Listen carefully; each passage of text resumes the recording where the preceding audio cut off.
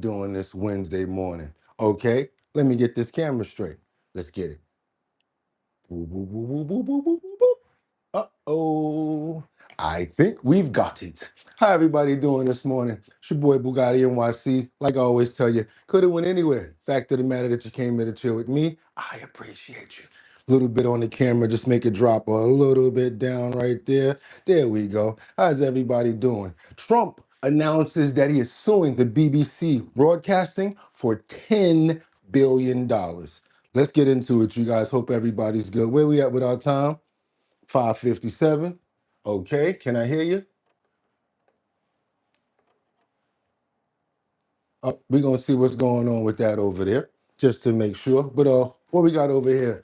Some quick morning prayers we got to get in for Mark Dorfman. Also, I see Jeffrey Spilker in the building. Liberty and Justice. How you doing, Rebecca Lanyan Bueno? Hope you're feeling fantastic. Brian King. Who else is in here? Tim the Jim. How you doing, love? Everything good? Hope you had a good evening. Okay, who else we got? Batty Lynn. That's right. Detroit is up in the building. Mark Dorfman. Rebecca Lanyan Bueno. Also, I see who else we're praying for, that we have strength, security, as well as a good show, and have a fantastic day. Just want to say amen, you guys. Amen. Let's get into it, you guys. I got a lot of work to get into. And like I always say, it's time to get it going. All right, y'all. Let's see where we at with this time. A little bit more. I don't know what's going on with this guy. Okay, I'm just going to assume it has something to do with this over here. So I'm just going to give it a little more gas. There we go. There we go. There we go. That's that little hiss that I need to hear in the back. That's all. Hope everybody good. Our bottom line. Could have went anywhere. Fact of the matter that you came here to chill with me, you already know what I'm going to say. I appreciate you. So let's go. I think it's about that time. Because I'm ready to go. And they're ready to go. I said it's time to start the show. I hope you're ready, yo, yo, yo, yo, yo, yo.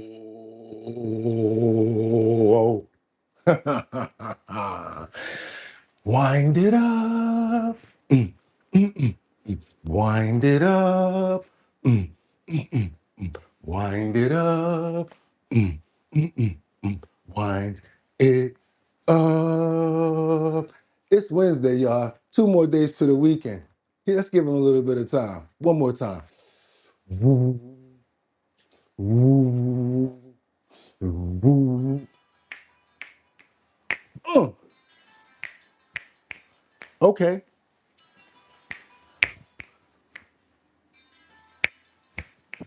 Olay. Let's get it to you. Let's get it, y'all. Y'all ready? We got to open up those pores. That's right, y'all. It's December the 17th, 2025. But we got to open up those pores. We got to open up those pores.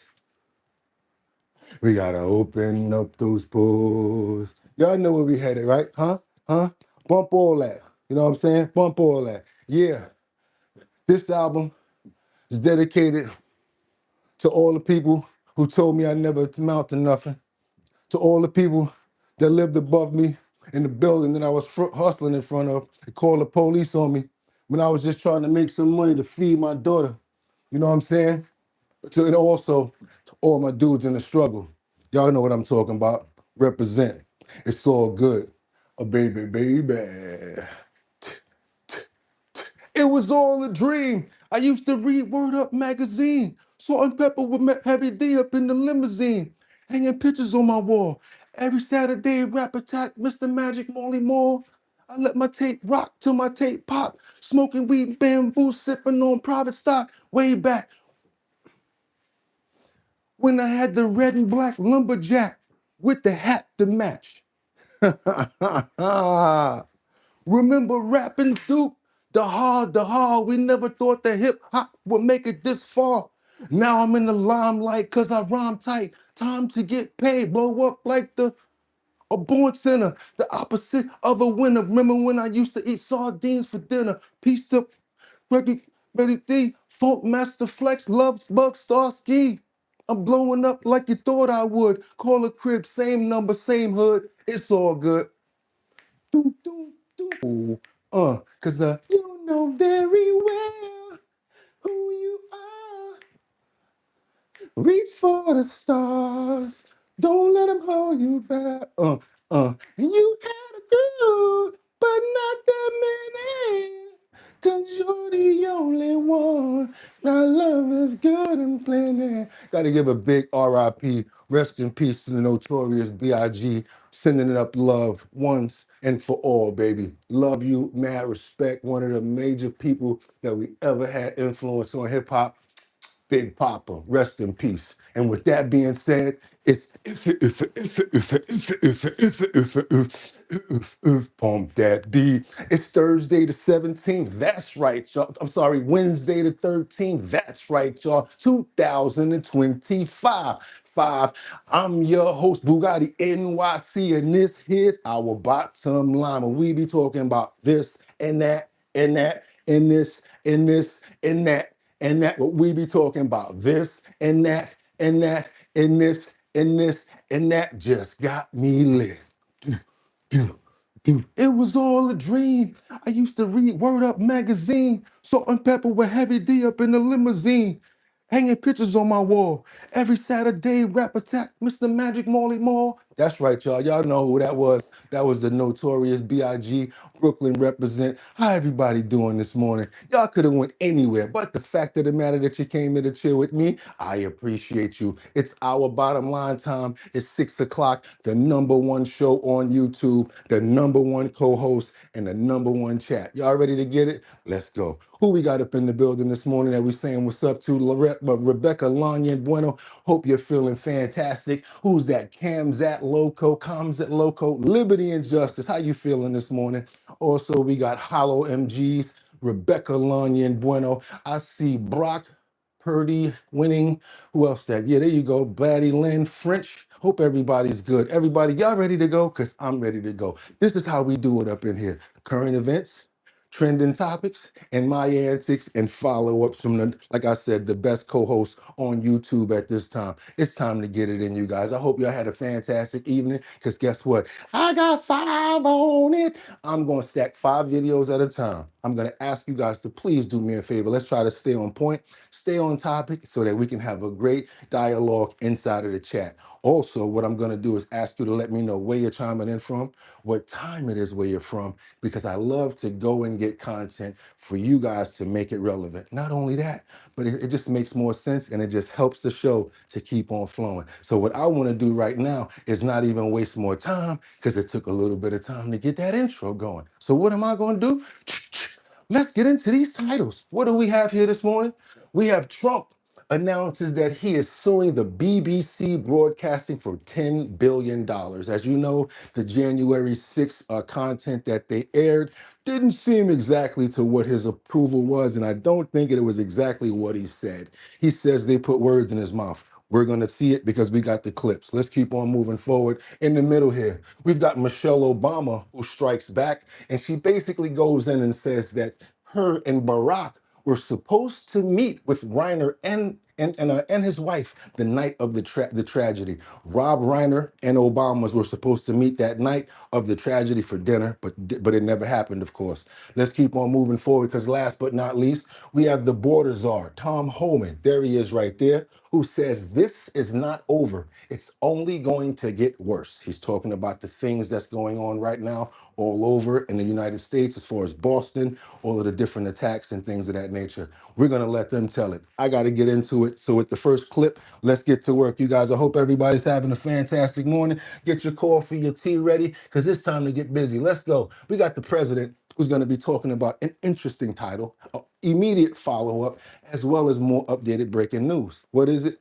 It's him talking about into the reclassification of marijuana. Let's get it out the way. Let's just get it out the way right in the morning. First thing smoking. Let's go. We're going to call it the first thing smoking, no pun intended. We are considering that, yeah. Okay. Are you planning? Because a lot of people want to see it, the reclassification, because it leads to tremendous amounts of research that can't be done unless you reclassify. President Trump reiterating his intent to reclassify marijuana as a less dangerous drug, arguing the move could modernize federal policy.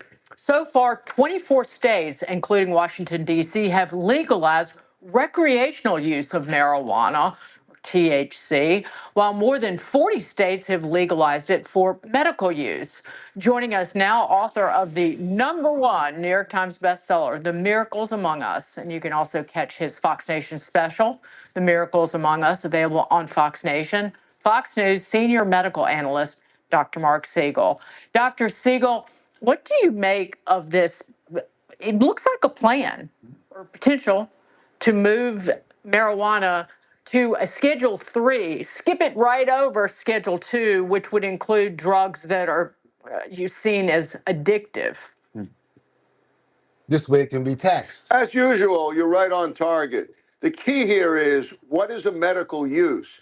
Because if you're going to go to Schedule 3, you're saying there's proven medical uses, like testosterone replacement is in Schedule 3, and everybody agrees that that has medical uses for replacement. The problem is that a huge study just came out of UCLA, published in the Journal of the American Medical Association, looking at 15 years of research, 2,500 studies, and they concluded that there is no absolute evidence that it is useful for pain.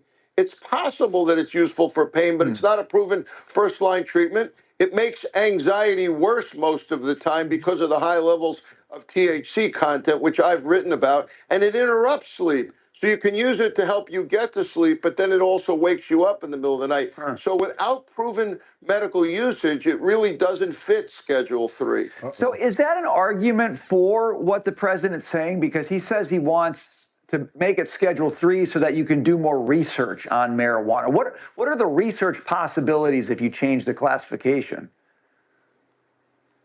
Brian, great question. Look, it is not an argument for moving it because you only move it if you already have proven medical uses. The question is how much research is being done with it in Schedule 1, and there's quite a bit that's being done.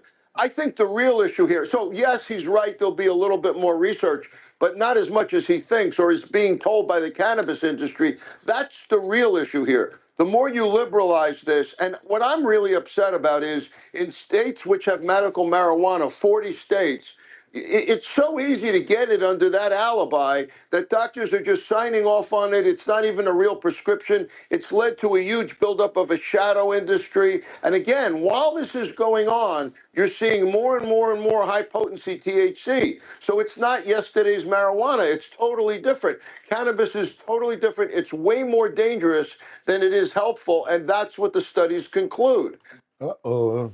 So if you're thinking that it's good for you and it helps you go to sleep and it helps you do certain things, studies show that it doesn't do that, guys. So for all of you out there who've been doing years and years of research, he's saying that the medical studies say it doesn't help you get to sleep and it interrupts your sleep, doesn't help your appetite, and it's not good for medical. So we're going to see where this goes. But you know what I'm thinking, right? Money, money, money, money. It's going to affect a lot of monetary. Somebody got in President Trump's ear, and he's going to clear this. And it's going to help out in so many other areas when it comes down to business. But yes, I'm going to be honest with you. When it comes down to the people that's in the labs and they're testing and doing all of this other stuff, we're going to see some real high level amounts of milligrams that should be taken seriously and maybe go through the TTB. If they are going to legalize this, it should go through the TTB the same way that alcohol does. This way it can be taxed and it can be traced, and they can do whatever they do the same thing with alcohol, tobacco, and firearms, and just add the marijuana to that category. That's what I think. Let's keep on moving forward, you guys. Hope you guys are interested so far, and we got enough going on for you. Double tap that screen and get those likes up. We're going to get on over to Washington because Trump, like I said, we're getting right into these titles right off top. He's suing the BBC for $10 billion. You know, one thing I noticed about this president, he doesn't talk about millions at all. I guess once he became a millionaire, it was nothing to him. Now it's just billions and trillions. It's like, I'm like, wait a minute, you don't even want to get a million out of them, maybe 100 million? No, I want $10 billion. So I guess he's doing that so they can settle at a decent number that he's ready to accept. Let's keep on moving forward, you guys, with this topic. I'm suing the BBC for putting words in my mouth, literally, they put words in my mouth. And they got caught because I believe somebody at BBC said, this is so bad, it has to be reported. That's called fake news. Paperwork is there. BBC Studios, the British broadcaster, 10 billion in response to a documentary segment that edited a speech Trump gave. BBC officials, this is the problem. BBC officials admitted the video was edited in a way that did not represent what Trump said. You admitted something there, so that's going to be hard to get out of. But the only thing is they didn't make an overall general retraction and they kept spewing the information out. I think we actually have a little more on this. Okay, what's this? Okay, a November 13th statement from the broadcaster said, while the BBC sincerely regrets the manner in which the video clip was edited, we strongly disagree. There is a basis for a defamation claim. All right, well, we're going to keep on moving forward because we've got their response now, because I think that they had a response and they're talking about they're going to fight this back. What else do we have this? Yeah, here's a little bit more in-depth. I think this will work right here. This is a little better right here. What we got with this? They're just doing these and wanted me to read everything. I think there's some actual context here. Right here. The BBC has been exposed once again for its fake, false, and misleading coverage of Donald Trump. This time, the BBC is back in the spotlight. Following revelations, the organisation knew it was providing false claims by suggesting that Donald Trump wanted to shoot a critic of his, Liz Cheney. Now, although the BBC acknowledged in an internal document that its coverage was inaccurate, the BBC has never issued a public correction to its viewers. But who is surprised by that? The BBC's false reports aired several times in the days leading up to the November 2024 election, but no correction. The Telegraph has revealed that an internal memo examining allegations of bias stated BBC News accepted that the Liz Cheney story was not covered accurately by the BBC, and the Editorial Guidelines and Standards Committee concluded errors were made on this specific issue. So yeah, it's gonna be hard for y'all. They're gonna try to fight it. They said that they would because that's a lot of money. They're not just gonna hand over $10 billion. So President Trump is now suing the BBC for $10 billion over edited clips of his January 6th speech at the Capitol. Maddie Rivera joins us live from Washington with the details. Maddie. Good morning. President Giggity. Quagmire's daughter. Let's go. Trump is accusing the BBC of trying to interfere in the 2024 election with a documentary featuring a doctored version of his speech before the January 6th Capitol attack. The documentary was released in the days before the election. The president says they omitted a part of his remarks where he called for peace. We're going to walk down to the Capitol, and I'll be there with you, and we fight. We fight like hell. And if you don't fight like hell, you're not going to have a country anymore. We're going to walk down to the Capitol, and we're going to cheer on our brave senators and congressmen and women. And we're probably not going to be cheering so much for some of them, because you'll never take back our country with weakness. You have to show strength, and you have to be strong. We have come to demand that Congress do the right thing and only count the electors who have been lawfully slated. Lawfully slated. I know that everyone here will soon be marching over to the Capitol building to So yeah, they got some explaining to do. And if I was Ricky Ricardo, I say, Lucy, you got some explaining to do. Lucy, you got some explaining to do. Breaking news, you guys. Carolyn Levitt, she reacts to comments when it comes down to the chief of staff. Susie Wiles said that the comments were taken out of context by reporters. A lot of that's going on right now. Look at what we just saw. I'm not playing sides or everything, but you do know I've actually saw news myself with people that I've been involved with situations, and it's been the total wrong story. I.e., a friend of mine, Maserati Fox, sad to say he lost his life a number of years ago in a powwowing in Queens. When Daily News reported that story, everything was wrong. I'm talking about, I'm like, what? Like, are y'all serious about this? But only certain people know what's really going on when it comes to that. And if they never retract, you'll never know. We got to get into this next clip. We got a little more to get into. Let's double tap that screen to get those likes up. Trying to get more information out, follow-ups. We've got Carolyn Levitt here is going to react to a Vanity Fair interview with Chief of Staff Susie Wiles. Let's get into it real quick.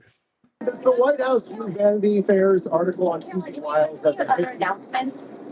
I'll say a couple of things on that. First of all, as you all saw on Truth Social, President Trump is going to be giving a joint address an address to the nation, not a joint address, an address to the nation tomorrow night, live from the White House here, 9 o'clock Eastern. I know you guys will all be tuning in. It's going to be a really good speech. I was just in the Oval Office with the president discussing it. He's going to talk a lot about the accomplishments over the past 11 months, all that he's done to bring our country back to greatness, and all he continues to plan to do to continue delivering for the American people over the next 3 years.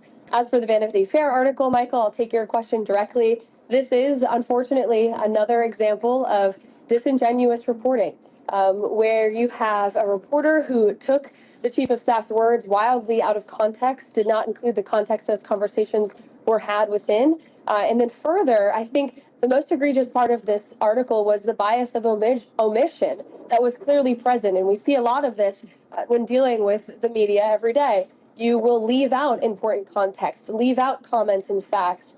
You know, many people in this building spoke with that reporter, and those comments were never included in the story, probably because it didn't push this false narrative of chaos and confusion that the reporter was clearly trying to push. So what I'll say about our Chief of Staff, as you've seen from not just myself, but also the entire cabinet, and a groundswell of support from people on Capitol Hill who don't even work in this building, about how incredible Susie Wiles has been to President Trump. And he's been able to accomplish so much because of his leadership and his tenacity, but also because of Chief of Staff Wiles's leadership and her ability to effectuate his agenda. So I actually I'm not too hateful to Susie Wiles. I think she's actually a very educated woman. I think she's very educated and very smart.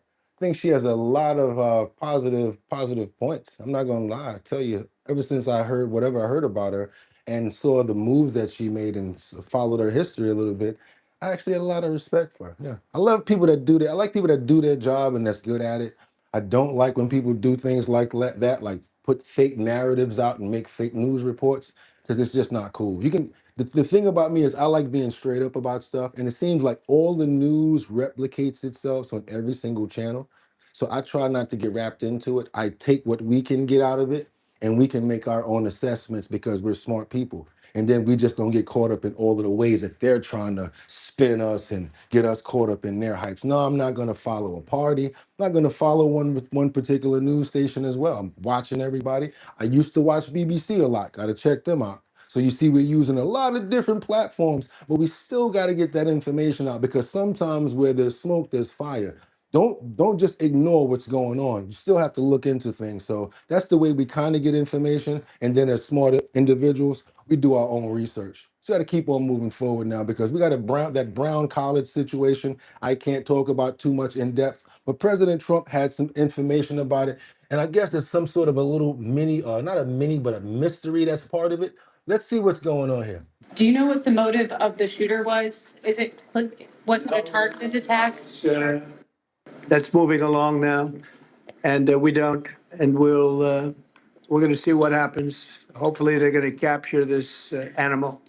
Hopefully, they're going to capture it. Has Kash Patel told you why it's been so difficult for the FBI to identify who the shooter is? Well, it's always difficult. So far, we've done a very good job of doing it with Charlie, with, the various times this has happened. They've done it in pretty much record time. But you'd really have to ask the school a little bit more about that, because, this was a school problem. They had their own guards, they had their own police, they had their own everything. But you'd have to ask that question really to the school, not to the FBI. We came in after the fact, and the FBI will do a good job, but they came in after the fact. There's more information coming out about this that's already been investigated. I don't want to stay too long on the topic, but I got a little bit more for it because it just makes a lot of sense, especially what this expert is about to reveal key parts of the manhunt for the Brown University powwowing suspect. Because yesterday they let the other person go. If you guys remember yesterday's episode. Let's keep on moving forward to how they looking to further investigate this situation. So Fox News Earth this morning, an intensifying manhunt for the Brown University shooting suspect, as new surveillance images show, and you're looking at it now, a person of interest still on the run more than 48 hours later. Callahan Walsh is the co-host of America's Most Wanted on Fox and joins us now. Callahan, we know this guy is stocky. He's about 5'8". He's fat. And they don't seem as confident now as they did 48 hours ago about capturing him. You're absolutely right. There's really little to go off of here, and that's what's been so concerning, I think, from the public's perspective, is that there's very little actionable information that's been provided to us by law enforcement. You know, we know on America's Most Wanted, the public is our greatest asset. They're our greatest ally. They are that force multiplier for law enforcement. But this video doesn't show much, and it's not like somebody, you know, just a regular member of the public is going to be able to see this video and then spot this guy on the street. If there is any recognition, it's going to be somebody that this guy already knows or knows this guy already and decides to turn him in. And if that's the case, that's still a long shot. It looks like he entered into room 166 in the building, knew exactly what he was going to do. He had a 9mm gun. We know this, 800 cameras on campus. Is it your sense, going through the side door, knowing what was open, that he knew where the cameras were? Absolutely. You know, it seemed like this guy knew either is the luckiest guy alive or he knew exactly where those cameras were pointed because, as you mentioned, over 800 cameras on that campus and hardly one shot of this individual. It's astonishing. You know, it's really mind-blowing. And that's why I believe that the guy was doing and he knew what he was doing.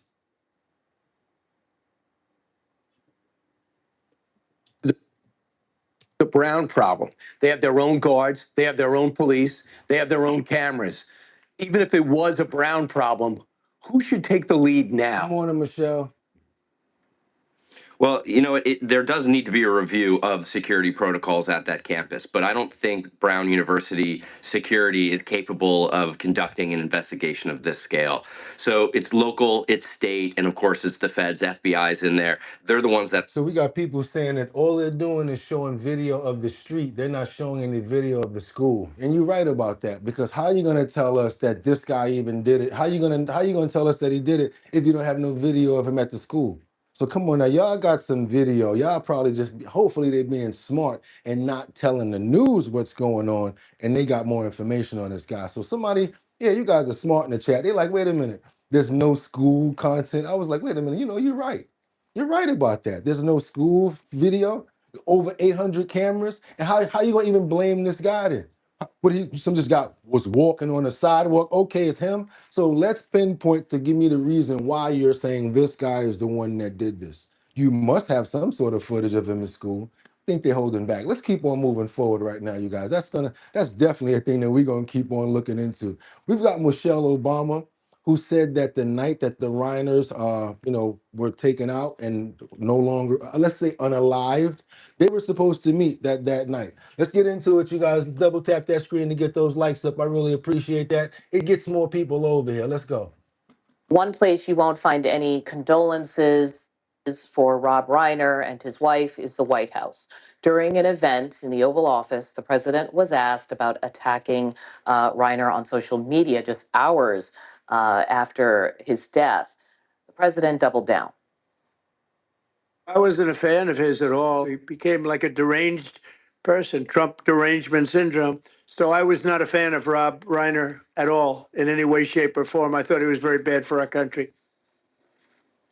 Now, many in the president's party condemning the attack. So, for instance, Congressman Thomas Massie said in a statement, quote, "This is inappropriate and disrespectful discourse. I challenge anyone to defend it." Michelle Obama now speaking out during an appearance on Jimmy Kimmel last night. She said she and the former president were actually going to see Rob and Michelle Reiner the evening that they were killed. Let me just say this, unlike some people, Rob and Michelle Reiner are some of the most decent, courageous people you ever want to know. Um, they are not deranged or crazed. What they have always been are passionate people in a time when there's not a lot of courage going on. Now, I have to say I agree with him. I mean, I have to say I agree with her because of the simple fact that, again, I tell you guys all the time, just because someone is not a part of my party and not a part of my total belief doesn't mean that a broken clock can't be right 2 times a day. You hear what I'm telling you? So sometimes people are right about what they're saying. You guys can get angry with me, but I like Rob Reiner's his acting. I like his directorials as far as his art. I loved him for that. I loved him all the way back until All in the Family.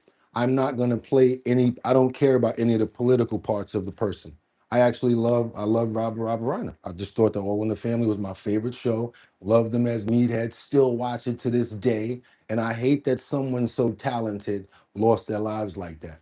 Okay, what do we have over here, Frederica? Yeah, a little slip up. Cheeto Dust, Big Mike.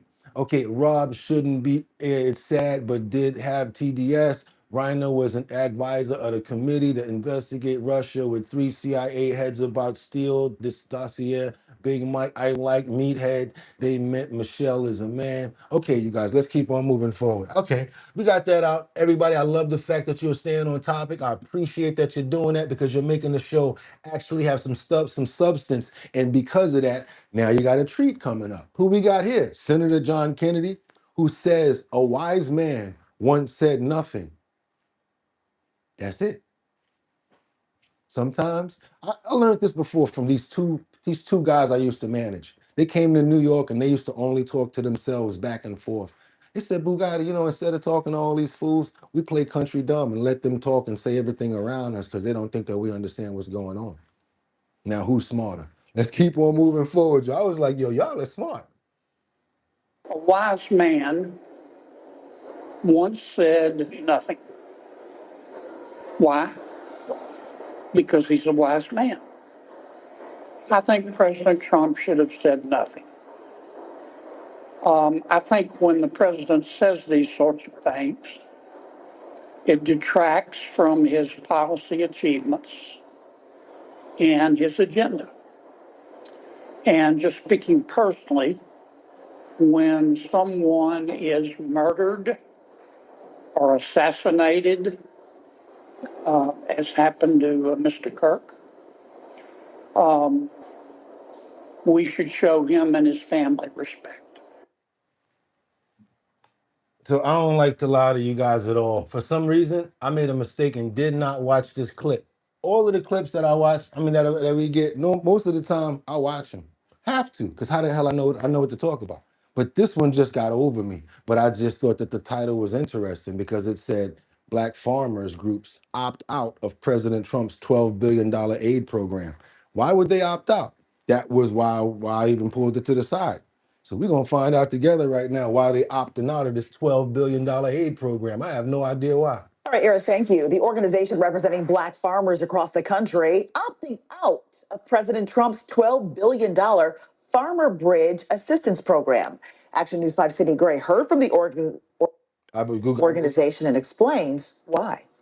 This is where the Black Farmers and Agriculturalists Association is based here in Memphis. This group represents thousands of Black farmers all across the country, and its president is calling out this particular funding, saying that it's racist.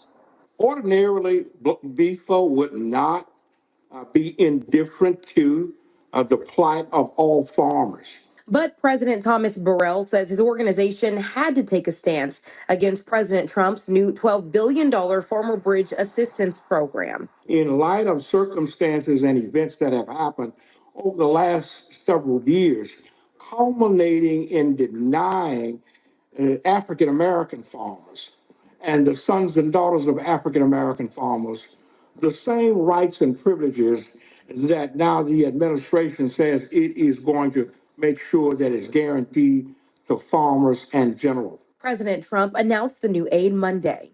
The money would be paid in late February. We're going to make the farmers so strong. And I'm not even talking about financially, because they just want to be able to produce what they can produce. And we're going to make them so strong that it will be indeed a golden age for farmers.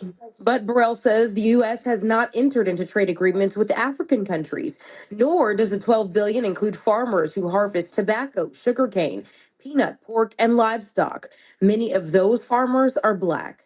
African Americans owned 20 million acres of land in 1910, but as a result of systemic discrimination, have lost virtually all of that land. Damn. Burrell also notes $4 billion meant for minority farmers by the Biden administration due to discrimination. Money he says never made it to Black farmers because white farmers, he says, filed lawsuits to stop the payments. I think that it's time that fairness becomes, in a very simple word, something that the government would embrace.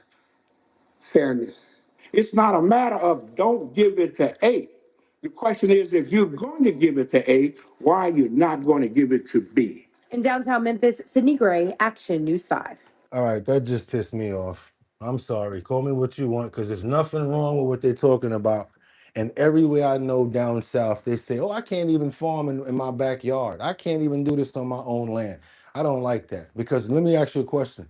How come it was okay for y'all to bring us over on the slave ship so we could pick cotton, but the land that we fought for and helped get, we can't own it, that we worked for so hard and keep? That 20% right there, that's a hard hit right there. We're never going to be able to get that back at all. And no, we don't want no payouts. They just want to work and be able to do what they need to do. How about this? And another thing, when they're saying do deals with Africa and all of these other countries, those deals mean stopping those trade agreements going on and buying from those Black American farmers so that they can accrue that monetary instead of that money going out of the country or going out of the country or going other places. Made a lot of sense. I have to say a lot about that. I can keep on going on that one because my grandmother and my grandfather and my great grandfather, they used to pick peanuts. My step granddad is still alive, basically. He's 80 years old, just made 80 on Saturday. Shout out to Willie. Big shout out to Willie for making 80 years old on Saturday. And this is a man that used to actually pick cotton straight up and down. So nah, I ain't playing that game. South Carolina, stand up, y'all. American, born, bred, Florence, South Carolina, Myrtle Beach, Jenkinsville. That's where my people from. Let's keep it moving. Okay, watch. Terrifying moment as a jet. Woo! I don't even want to say this. A jet crash, landing, losing all 10 people on board. Let's keep on moving forward, you guys. I can't agree on that one. Which you see what I'm trying to tell you guys? I don't agree with everything that everybody say, and we should not be that way. We got to be like, oh no, we ain't with that. Yes, we believe in that. Yeah, we're not gonna be robots out here, part of a party because some so and so said so. That's like being part of a GANG and doing what the stupid leader tells you to do. Never be like that. Always use your own brain. We get the information and then we look into it and see if it's the right thing that we need to be doing. Do your boy a favor and double tap that screen and get those likes up. Let's get on over to this jet that had the situation here. I don't even want to read the underlining, but it does say that it during emergency landing, 10 people lost their lives. Had to flip those words because can't say some of those other ones.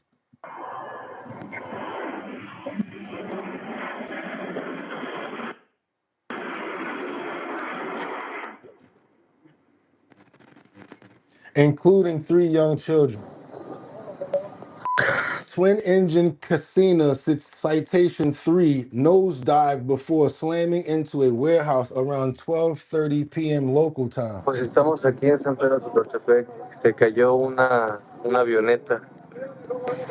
So there were 5 adult passengers, 2 pilots, and 3 children, all believed to be from the same family who lost their lives. Una avioneta literal, me imagino que quiso aterrizar aquí en el campo y no alcanzó y cayó, no sé si cayó ahí y llegó hasta allá, no creo, yo imagino que We try to o a lo report mejor everything sí, from sí, everywhere, guys. sí, no tengo ni idea, pero fue un avionazo. But try to San Pedro Sototepec, no han llegado bomberos, sigue haciendo people. explosión. It's a lot. It's a tragic, right? Está Tragic cabrón. situation right there. Un mar de gente. Tragic situation right there, you guys. And basically that was that. Wait a minute. Now I want to see where this was at because that's in Spanish. So it says shocking footage captured the moment an out of control plane, a private jet plunged towards the ground in a fiery crash near Mexico's Toluca airport. 10 people on board lost their lives, including 3 young children. Definitely have to pray for those people that lost their lives and those 3 young children. And please, Lord, we have to really, I'm trying to just be, I wish that we just didn't have to report so much aircraft stuff that's going on right now. It just seems like we just got to get, I don't even know what to say about this. Just want to pray for the souls of the people that lost their lives, and hopefully they have strength throughout this tragic event. Amen. Now, outside of the prayer, y'all gonna have to get better with flying, mechanics, aeronautics, with logistics, and also what's that in the air? Air traffic. Y'all gotta get y'all stuff together, man. It's too many people. Every other day we're reporting something about a twin engine, a DHL, a UPS truck, UPS plane. It's always something. Let's keep on moving forward. Let's get back over to Washington where Hegseth, Rubio are they're briefing Congress over the new strikes on the alleged D-Rug boats. They just hit another, I think it was another 3 boats the other day. Check this out. Secretary of War Pete Hegseth and Secretary of State Marco Rubio will brief both Senate and House lawmakers about those strikes on alleged drug boats in the Caribbean. This as the U.S. military releases this new video of strikes against 3 vessels in the Eastern Pacific yesterday that killed 8 suspected narco terrorists. Now, I can't believe they're still out there. You heard him. He said, I don't even believe fishing boats is out there. So what the hell are they doing? How could you convince somebody to go out there and do that after all this happened? Senator Ashley Moody will be attending that briefing in just a few hours, but ahead of it, she joins us now. Senator, thank you so much for joining us. There are senators on both sides of the aisle who want more clarification on these strikes and the legal justification for them. What do you think about this, and what questions do you hope are answered today? Of course, senators want to talk with Secretary of War Hegseth and Secretary of State Rubio. They're coming over to the Hill to give us a classified briefing. As you know, there have been boat strikes both in the Caribbean and in the Eastern Pacific.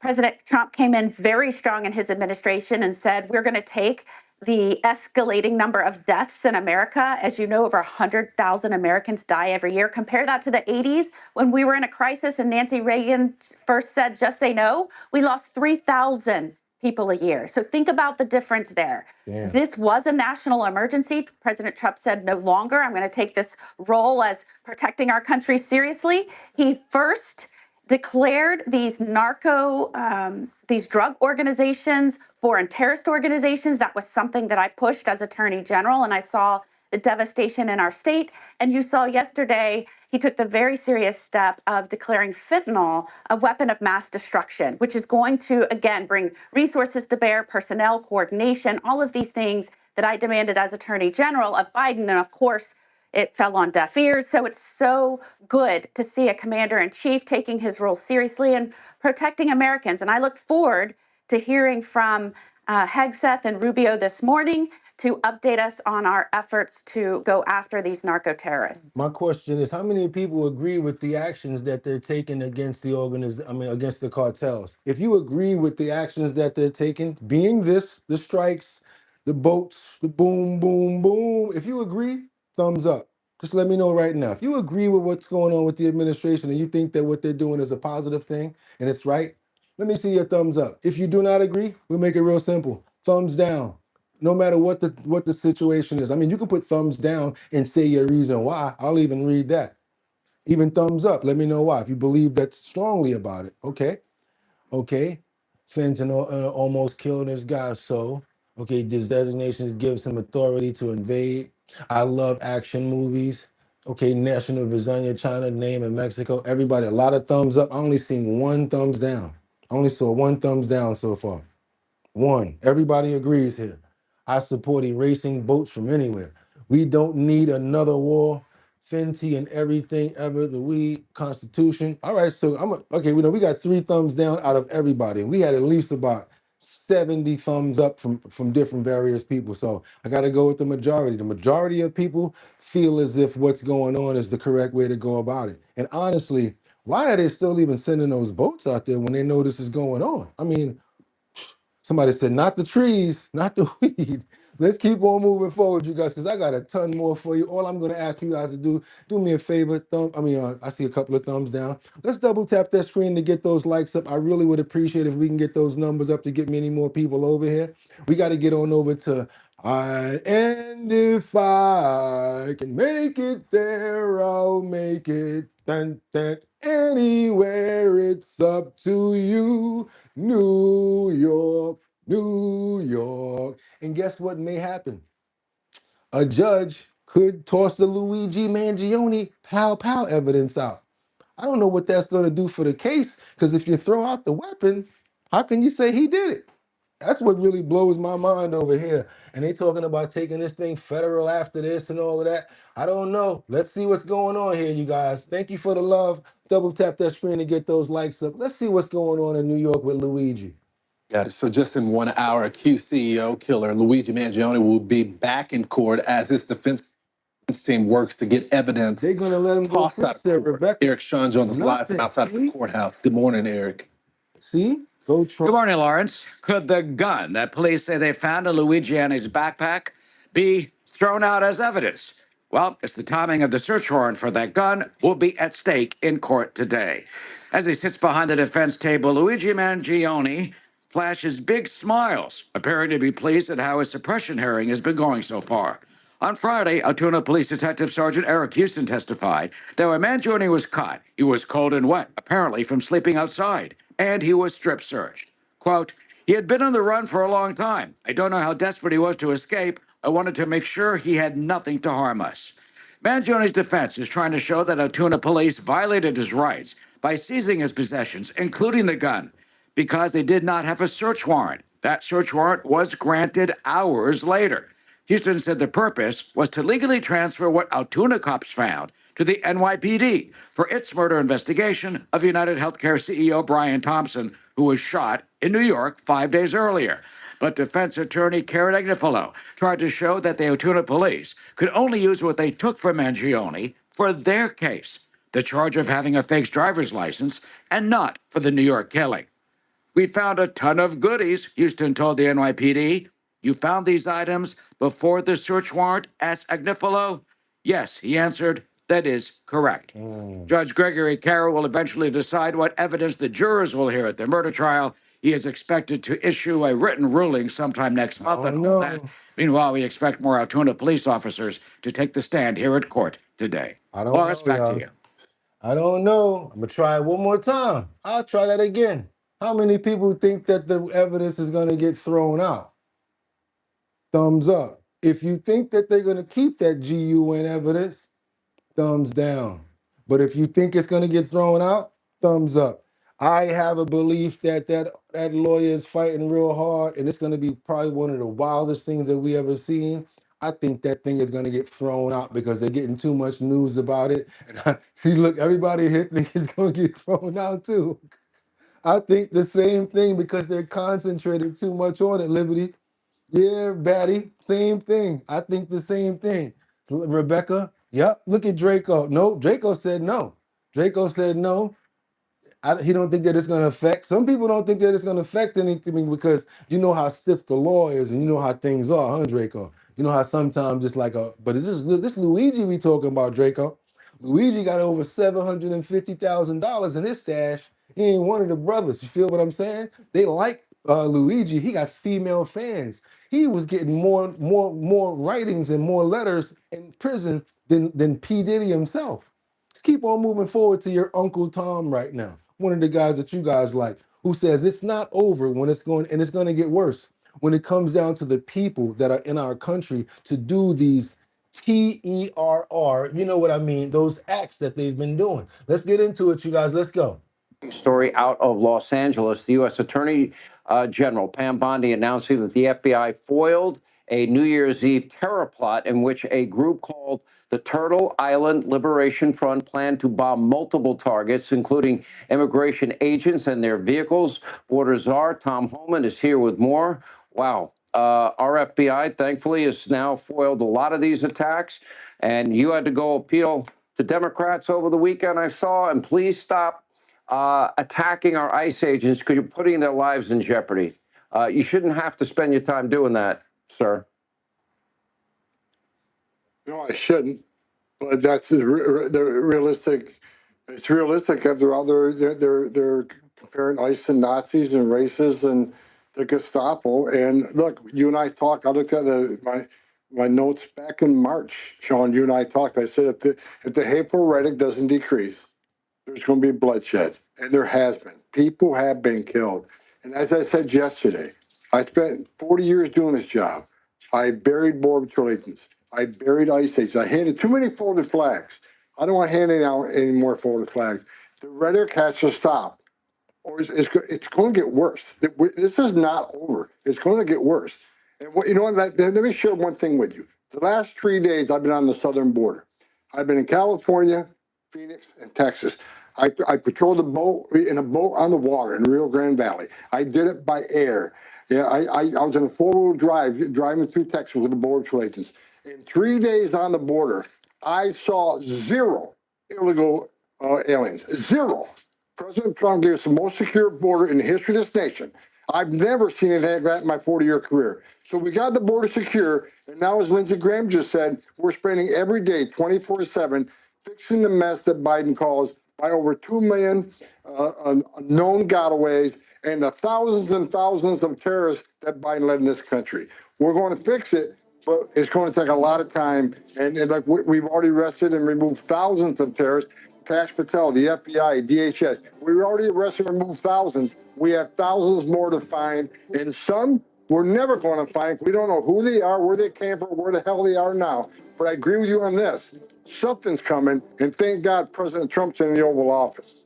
They hit him with the wrap it up button. Y'all heard that, right? Wrap it up. Why y'all do that to Tom like that, man? Why y'all hit Tom with the Dave Chappelle wrap it up button? Y'all know better than that. Let's keep on moving forward, you guys, because now we got to go on to this clash in Minnesota where we got these ICE agents, still out there clashing. Since we're on the topic, let's keep it going. This is what it's like on the street. Dozens of residents confronting ICE agents operating in communities in South Minneapolis. CBS News Minnesota reports that chemical irritants had been deployed and at least 3 people were seen in handcuffs. CBS News Minnesota reporter Jonah Kaplan is at the scene and spoke to people who were there. This was really a tense situation to be around. We're at 29th and Pillsbury, and right down here is the Carmel Market. And of course, this is South Minneapolis, a diverse area, and also an area that has brought a lot of support from community members to their Somali neighbors. And speaking with the people that were out here, that's what they said they were doing today, showing support. And they were doing that by confronting federal agents, presumably from Immigration and Customs Enforcement. They did not have uniforms that said ICE on it, usually just said federal agents. Some did have, those letters, but also some had flags from other states they were representing. That was kind of a tip to at least the people here, showing that these agents, these federal agents, are not from Minnesota. Regardless, though, again, a very tense situation. You had those agents right up against the faces of many of the protesters here. And now you could see the area clearing out. But we're going to find out soon what operations did happen here, and we're working to confirm whether or not there were any injuries or arrests. Keep on going, y'all. It's happening all over now. We got to keep it going. I got more for you. Let's double tap that screen to get those likes up. I got some military deportation flights underway with ICE, the Gills Nang leaders. Can I say gang? Oh, what can I not say? Can I say this? I should be able to say this sentence. Military deportation flights underway. ICE arrests gang leaders. It's so hard to know what you can say on this platform. This is a Fox News alert. We are getting an exclusive firsthand look at the latest Trump administration deportation flight from El Paso, Texas to Ecuador. A total of 80 migrants shipped out on the U.S. aboard a military plane. That one right there.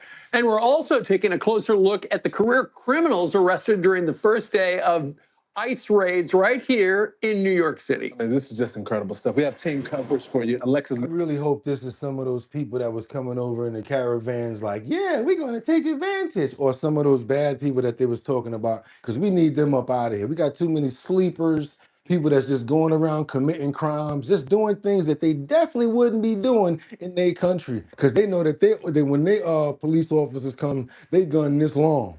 And you ain't gonna try to mess up with no cop with no AR-15 at this long, yeah. And you know he ain't gonna talk to you. In their country, they gonna take you in the back, pop, pop, oh, he tried something. Here, oh yeah, we gotta arrest him and all that, or take their crap. No, over there, in their country, they wouldn't dare act the way that they act over here. Trust me. McAdams is live in New York City. But first, we go to Brooke Taylor, who is in El Paso, Texas. Brooke, what can you tell us about these flights? Well, first off, we got an exclusive look inside of this plane and exactly how this operation works. You have the military and Border Patrol. They are working together, showing really this massive show of force. Any regrets coming into the United States illegally?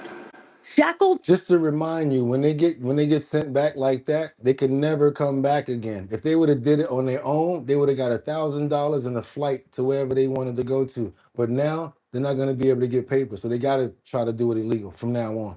One by one, Fox gets an exclusive look as dozens of illegal migrants are escorted onto the C-17 military plane headed back to Ecuador. Don't come to the United States illegally. If you do come to the United States illegally, you will be removed. 43 females and 37 males packed onto the plane, including some family units.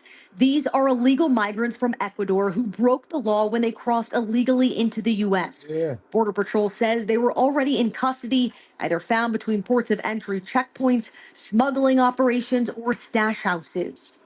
While expedited removals aren't new, using military aircraft is. This is the second largest plane the Air Force has. It's going to fit 80 of these illegal migrants. Border Patrol says the message is if you come into the United States illegally, you will be sent back to your home country. And they ain't bringing them in like, oh, well, they brought them in on the planes. All them Afghans came in, they came in on the planes. They cool with that. Send them back the same way. And call me whatever you want. I'm not holding back no more. I'm tired of that bull crap. Call me whatever you want. I'm glad they're going home. Shit, the hell out of here. Taking all our resources and all our money and trying to throw things in our face to make people look crazy. Let's keep on moving. Matter of fact, I want to find this clip so bad while we in mid-show, but I just gotta show it to you guys. I don't even want to say nothing about it. Now I'm gonna show some more. Look, somebody got a rocket over there. Somebody put up 3 rockets. Look at Kevin Blank, 44274. He said he hit him with the bye-bye, hit him with the NSYNC bye-bye. That's right, get up out of here, man. And guess who's helping them get up out of here? The TSA, because they're sharing the airline passenger data with doom. Get them. That's right. They're sharing the information now with ICE, so they will know who is taking flights, where you're going, and then it's gonna get crazy because they're gonna be waiting for you. Or when you're trying to get on a flight, they're gonna already know that you booked. Watch this craziness. Immigration and Customs Enforcement has a new tool at its disposal as the Trump administration is cracking down on illegal immigration. The TSA is sending airline passenger data to ICE, which immigration agents can then use to make arrests at airports. At least one person was reportedly deported as a result of the program. And News Nation's Xavier Walton is live for us there in Dallas at Love Field Airport with all these details. Good morning, Xavier. When did TSA start sharing this information with ICE? Anna, good morning. Yeah, so reporting shows basically that TSA has been sending lists of upcoming passengers several times a week to ICE since March. So for several months, only we're just now hearing about it. ICE then cross-checks those names against its own immigration databases and deploys agents to detain people it says are subject to deportation. Now, what's important here, public reporting does not show TSA screeners running a new immigration status check on everyone at checkpoints. Now, the controversy is that the airport security pipeline is being used as a choke point for immigration enforcement, and critics say the public was not told this was actually happening. So the New York Times is reporting this data sharing program may have led to a college student being arrested at Boston's Logan Airport before Thanksgiving and then deported to Honduras. Remember that story? DHS is now defending the program, saying it's routine information sharing inside one department, nothing new, and framing it as a reversal of what it calls a Biden-era policy on flying without ID. But Anna, some privacy advocates are obviously pushing back, saying that is simply not true. And this, of course, all coming to light after DHS announced plans last week that any possible visitors, and this is a proposal, that are coming into this country would have to turn over at least 5 years of social media posts and that sort of thing. So obviously the big ticket here is screening more and more, but still some pushback on this story, Anna. Yeah, so they're sharing information. So anybody that thinks they're bold enough to get on a flight and fly around into the states, like different states and all of that, since you're here, yeah, they're sharing your information now. And if you're illegal, you didn't go back to court, you didn't do what you're supposed to do, and you probably overstayed your visa, they're going to be getting you. I have a real serious question right now, and I want to read some of you guys' comments because I want comments right now as well. I want to know about this. How many people think that it's wrong that what ICE is doing and DHS with sending people back to their native country? I want to know, why do you think that it's wrong that DHS and ICE are arresting people and sending them back home? And then the other people, let me know, why do you think it's right to send people back that are illegally in our country? I'm going to read some of those comments. All of the people here, I really want to know the people that think that it's wrong, because I have my own opinion and I think it's okay. I'll tell you why. Because they got here illegally and they shouldn't be here that way, because there's so many other people that are waiting the right way and they didn't do it that way. That's my opinion. So I want to know what people here think about ICE, and do you feel that it's wrong that they're sending people back? They took advantage of our land because we broke abs can't afford our own problems. If we don't know you or this shouldn't be here, it's not that they're sending them back illegal. It's concerning black legal people also. Do me a favor, don't add me to that. Talking about it's affecting black people as well. It's not affecting me.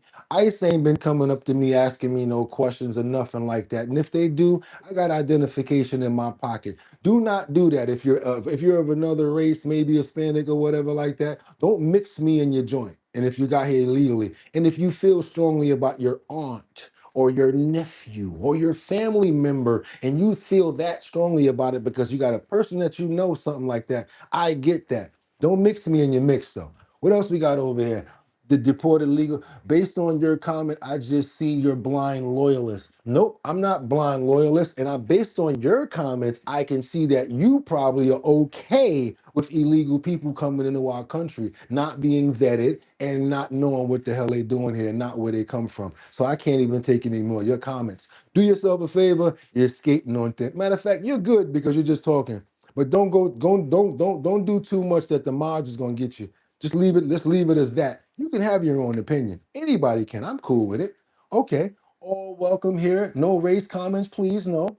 Is it affecting me? Famous words. It's not wrong the way they do it, though some people have a problem with it. I don't see colors, I see respect. Right on, we'll mostly agree. Ice, baby, any human beings. Okay, cool. I don't really see anybody stand on the topic, so now we're going to keep on moving forward to some disturbing doctor information. And the therapists have been accused of being pedophiles. These people here need to go through the grinder on slow. They really need to go through the grinder on slow, because this is in Michigan. This is disturbing. Doctors, attorneys, therapists have been accused of being pedos.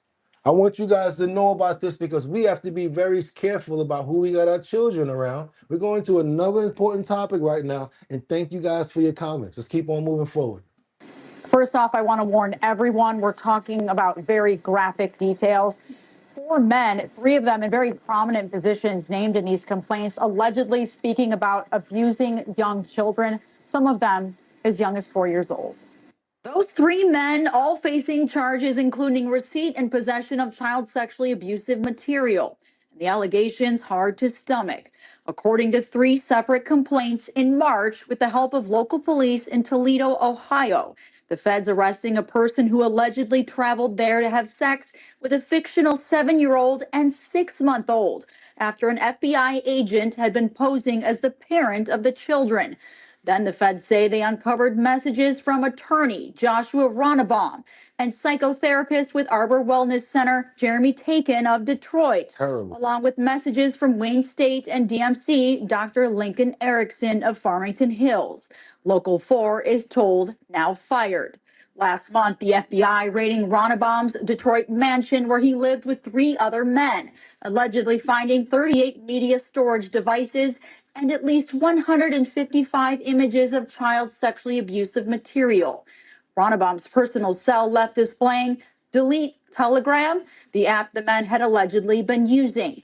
The feds also finding a conversation where the attorney says he abused 2 minor boys, quote, 10 and 12 when I was in my 20s. Ronnebaum also quoted in the complaint saying he had done something similar several years ago. Taken expressing his sexual interest in children, receiving at least 12 videos via Telegram asking for, quote, any more clips? And the complaint says Lincoln Erickson allegedly saying, quote, bro, I love other pedophiles, and have been openly discussing his access to a, quote, dad who allows Erickson to sexually abuse his 3-year-old son. Hey guys, Jackson Buhai here with Oh, oh, oh, oh. Yeah, yeah, yeah, yeah, yeah. Wood chipper on slow. That just ended. It just ended like that. Yeah. Yes. Somebody got the what up there? Yes. Crazy. Crazy. Pray for the children. This guy has his own 3-year-old he's doing that to. Lord, please pray for the children. All this nasty stuff and this terrible stuff that's going on with them out here, Lord. Amen. Let's keep on going forward, you guys. We got an error plot where suspect is seen assembling a boom, boom, boom, making materials. These are the people that got caught in the act. Check this out. Let's keep on going. Wow. Wow. Resort, the FBI is arresting 4 alleged members of a radical left-wing group accused of plotting pipe bomb attacks around Los Angeles. It was supposed to happen around New Year's Eve. Todd Pyro has more.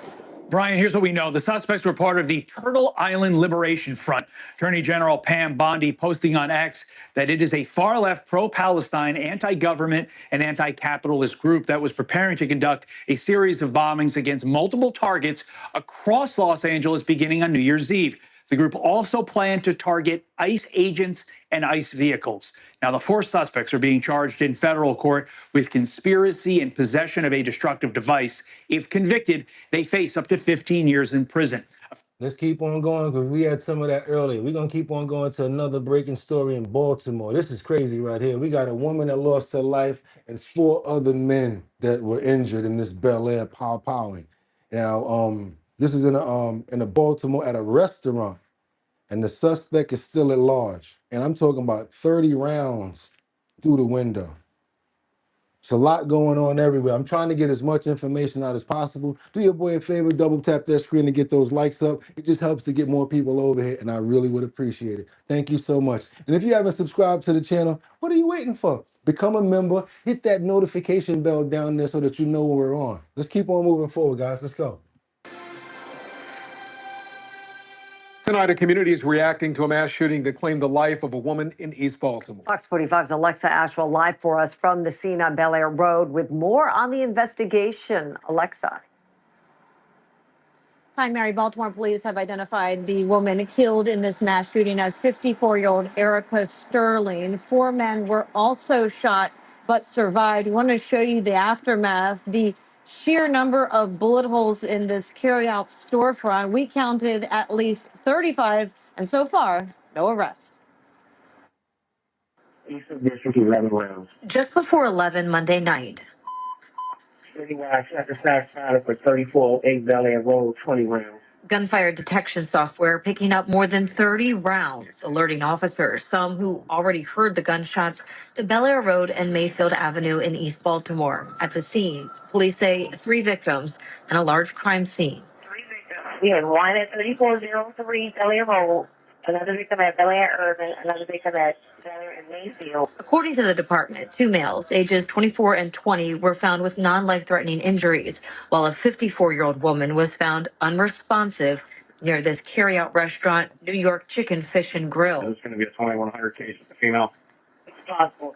It's looking like it. The woman, police say, was pronounced dead at the scene. A short time later, investigators added 2 more victims. A 25-year-old man and a 31-year-old man walked into an area hospital with non-life-threatening gunshot wounds. BPD now dealing with 5 victims. The daylight revealing the... What's crazy is how do you see the people still inside operating like nothing is going on? You got the man in the window taking like an order, writing it down. Got the other people in there still ordering chicken. Like, you talk about desensitized in Baltimore, the store is still open. They didn't even fix the window yet. The aftermath, at least 30 bullet holes in this carry-out restaurant. Forensic investigators on scene. The bullets piercing through the business and lodging into the counter. The carry-out open at the time. It's a shame, yeah. I'm glad I wasn't here. 'Cause like I said, I stop here all the time. I started hearing helicopters, police cars, sirens. Enzo Barbara said he heard police responding to the mass shooting. While a motive has not yet been released, Barbara says he believes there's a drug problem in this area. There's a lot of drug activity around here. Definitely unseen violence that we had here. Usually is 1, 2, 3 shots, handgun, and now it's you can see automatic weapons, assault style weapons used. We questioned BPD about a motive and any suspects. The community in shock by the amount of gunfire. I hope the city's going to do better. We need to support our law enforcement, give more resources to them. Somebody said there must be some good ass chicken for people to still be going in there, boy. That chicken must be good. They're like, hell with them bullet holes. Let me get a 4-piece and some fries on the side. Y'all gonna fix this window? Let me get a 4-piece. Sad story right there. But yes, we have to pray. We can't play. Let's pray for the lady who lost her life. And let's hope and pray for the 2 guys that got hurt in this tragic event, that they have 100% recovery. We ask that today. Amen. Got to keep on moving forward now. We got to get on over to New York because we got this woman who says that thieves climbed through her window, in her apartment. Now, I don't know what your window doing open this late at night. I don't know why, but okay. We turn now to a News 12 exclusive as video captures a brazen Like, what you doing with your fire escape window open? Like, burglary in Claremont. News 12's Natalie Hernandez spoke with the woman who says the thieves got away with thousands of dollars of her personal belongings. A man jumps from the street to a fire escape on Monroe Avenue. He climbs the ladder with some help. As he hangs on, another man hands him what appears to be a stick. They climbed up through the fire escape and broke my window. After smashing the window, he broke the window. He cut himself as well because there's blood inside of the apartment. And he opened the door and let the rest of them in.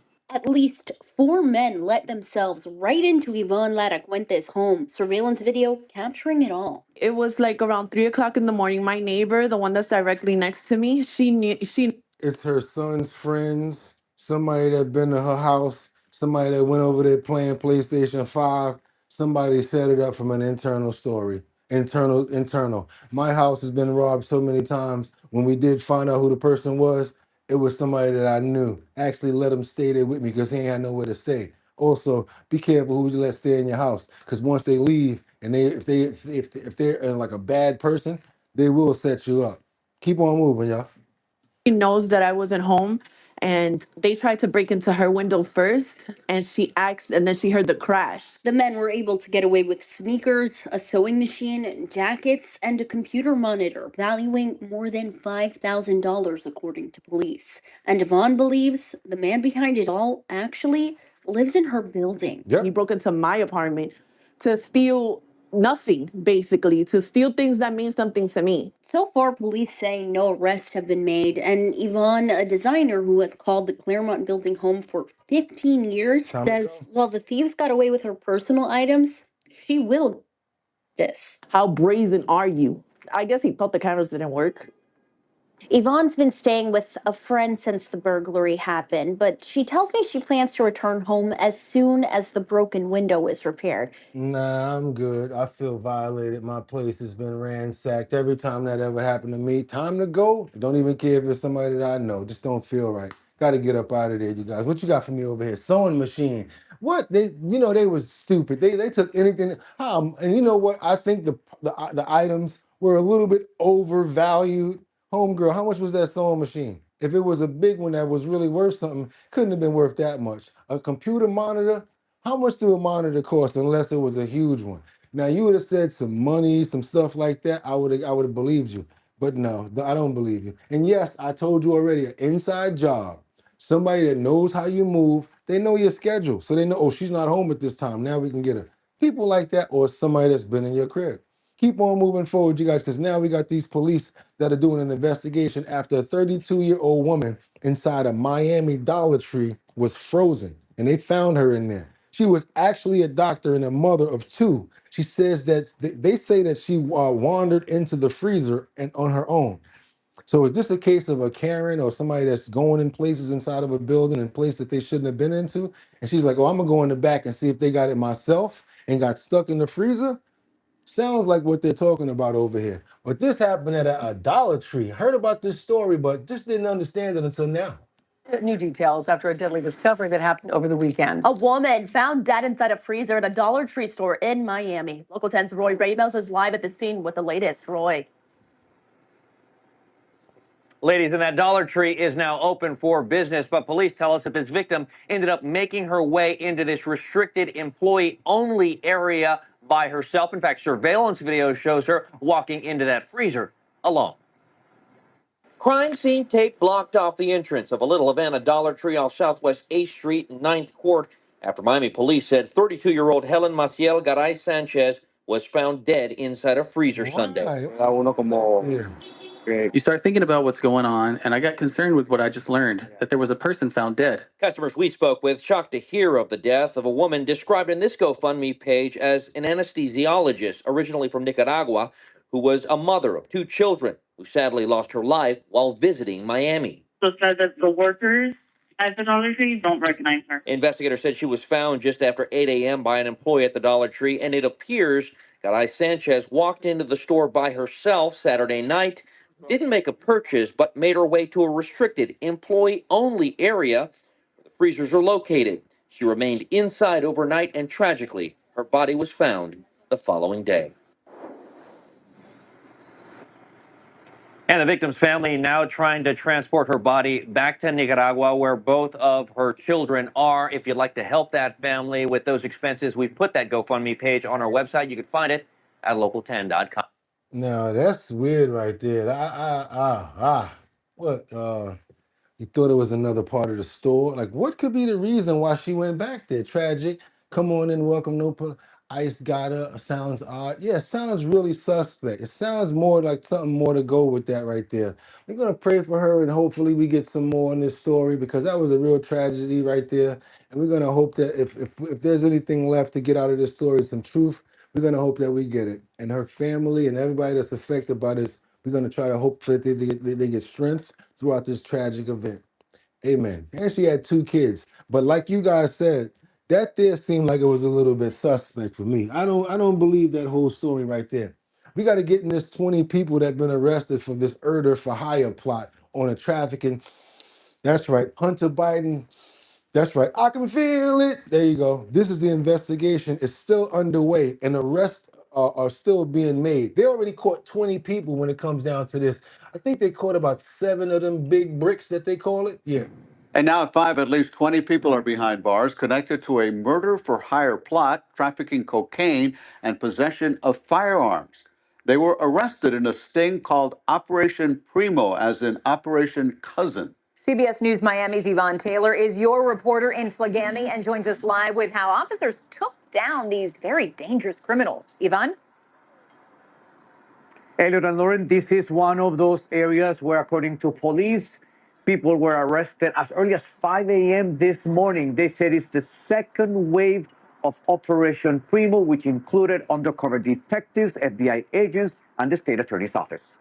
These are some of the faces of the suspect arrested by Miami police Tuesday morning. Today alone, detectives were able to arrest at least 20 subjects involved in this ring. This investigation also resulted in the disruption of a murder to hire case that detectives also learned through with this ongoing investigation. Police told me there is very little information they can disclose about the murder for hire, and they plan to make more arrests. They say the wave of arrests happened simultaneously in Little Havana, Slagami, and Coralway areas Tuesday morning. Apparently, these individuals were involved in an operation or organization to traffic cocaine. The investigation started as far back as 2024. Police said they seized more than 22 kilograms of cocaine, over $120,000 in cash, firearms, and ammunition. They are still working to arrest more individuals in connection to this case. Chief of Miami Police sent a statement saying this takedown sends a clear, unmistakable message. Drug trafficking and the violence that follows it will not be tolerated in Miami. Got to keep on moving, you guys. That was Miami right there. Keep on. We got some more energy coming for you. But do your boy a favor. Double tap that screen to get those likes up. Hit those 3 little dots right there. It makes the light come down. Boom! It makes people come in. And then we take it from there. Because we got a lot more information and a lot more to cover, you guys. Also, let me see. Likes right there. Double tap that screen to get those likes up. If you haven't subscribed to the channel, what are you waiting on? Hit that notification bell down there so that you know we're on and become a member. Come on, you guys. UPS allegedly stole wages from thousands of holiday workers. When you see those guys outside and they back and on the back they say seasonal, those seasonal workers, I bet you'll never guess how much money those guys make. You'd never guess. 10 years ago, $150 a week. Probably $250 a week now. I don't even know if it's before or after taxes. And the work that they have to do, you wouldn't believe it. The reason why people work seasonal for UPS is with hopes of being able to stay on or continue to work there every year seasonal to get the chance to be a driver when it's a chance. That's the only reason that I could say. Because when I was working in Texas, I'm not gonna lie to you, I tried to get a job at UPS. They were putting you in these little areas hooked up with the trailers. You had to fill up these trailers, and the degrees of the temperatures were unbelievable, like 110 degrees working in those conditions. It was cold outside, but the people inside were wearing shorts, all sorts of stuff, because of how hot it was in the packing area for UPS. Well, guess what? There's alleged stolen wages from thousands of holiday workers, and I could believe it because of the low amount of wages that they pay to people when they're seasonal workers. You hardly get anything. Let's get on over to the Bronx.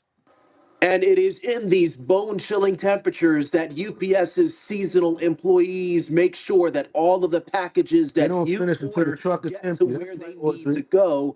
But according to this lawsuit, when those seasonal workers would clock in is not always when they would start getting paid.